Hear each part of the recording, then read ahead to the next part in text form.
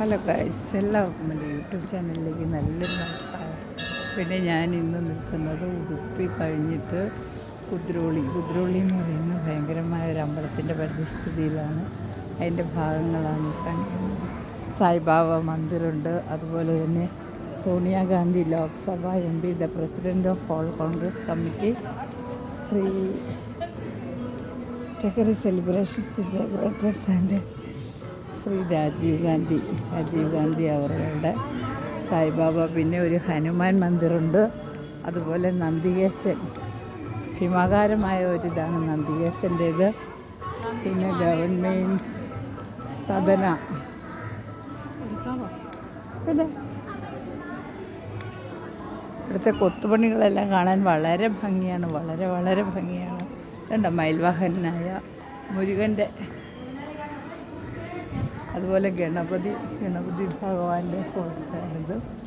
കാണാൻ നല്ല ഭംഗിയാണ്. ഗണപതി ഭഗവാനുണ്ട്.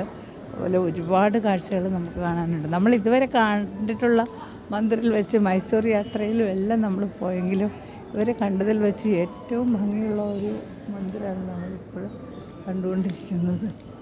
കുദ്രോളി കണ്ടോ? ഇതിൻ്റെ ഓരോ ഭാഗങ്ങളിലെയും വർണ്ണചിത്രങ്ങൾ കാണാൻ വളരെ ഭംഗിയാണ്. ശിവനും പാർവതിയും, അതുപോലെ ശൂലം പിടിച്ചിലൊക്കെ നമ്മുടെ മുരുകൻ, ഗണപതി. അതുപോലെ ഇതൊരു നല്ല ഒരു താമരപ്പൂവിൻ്റെ വ്യൂ ആണ്. അതുപോലെ ഇത് ദീപം തെളിയിച്ചുകൊണ്ട് നിൽക്കുന്ന ഒരു ദേവിയുടെ ഫോട്ടോസാണ്. ദേവിയുടെ ദീപത്തിന് തെളിയിക്കുന്ന ദേവിയുടെ ഫോട്ടോയാണ്.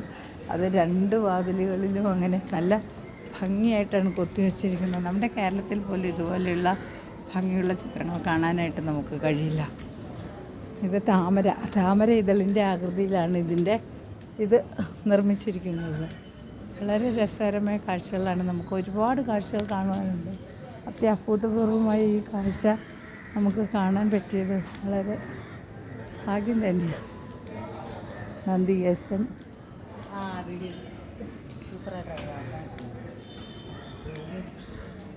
ഉണ്ടോ? അമ്പലത്തിൻ്റെ ഓരോ ഭാഗങ്ങളിലും ഇത്. അതുപോലെ തന്നെ കുതിര തേരാണിത്. ശ്രീകൃഷ്ണൻ അർജുനന് ഗീതോപദേശം കൊടുത്തുകൊണ്ട് തേര് തെളിച്ചു പോകുന്ന കാഴ്ചയാണ് ഇവിടെ വർണ്ണിച്ചിരിക്കുന്നത്.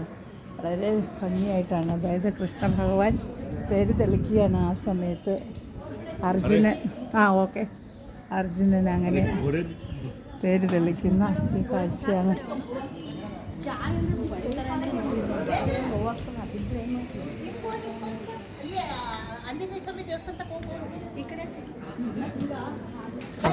ഇത്രയെല്ലാമാണ് കുദ്രോളി അമ്പലത്തിലെ കാഴ്ചകൾ. ഓക്കെ.